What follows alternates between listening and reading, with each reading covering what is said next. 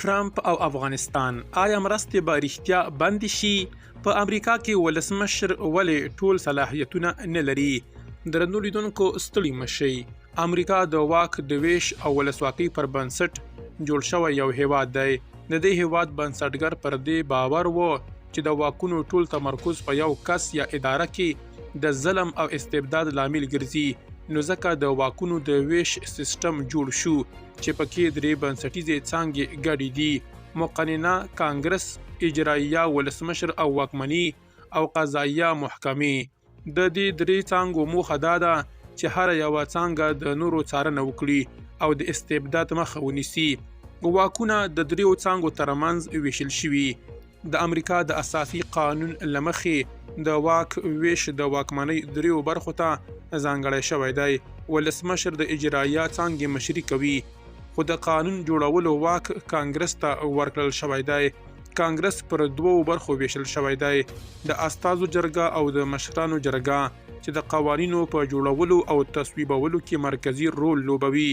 د قضاییه څانګه بیا دا واک لري چې قوانینو ته قانوني تشریع ورکړي او د ولسمشر او کانګرس نه قانونه کړنې لغوه کړي. دا درې څانګې د کنټرول او انډول سیستم لاندې کار کوي. کانګرس د ولسمشر پر واک څارنه کوي. کانګرس د ولسمشر د واکونو محدودولو لپاره ځانګړي واکونه لري. د بیلګې په توګه ولسمشر د جګړې اعلانولو مستقیم واک نه لري.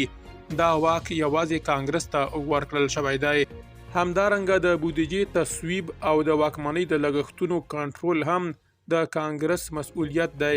کانګرس کولی شي د ولسمشر پریکړې وڅیړي، د هغه مشران استجواب کړي او ان د استیضاح له لارې ولسمشر له واکه لرې کړي. محکمې د ولسمشر پریکړې محدودوي. د امریکا د محکمې سیستم هم د ولسمشر واکونه محدودوي.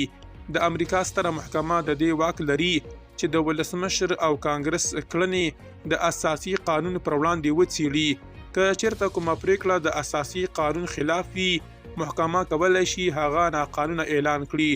د بیلګې په توګه د ولسمشر لخوا خپاره شوي اجرایوي فرمانونه هم د محکمې د څیړنې لاندې راځي.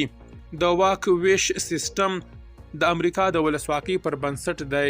دا سیستم ډاډ ورکوي چې هیڅ یو کس یا اداره ټول واکونه په لاس کې نه لري.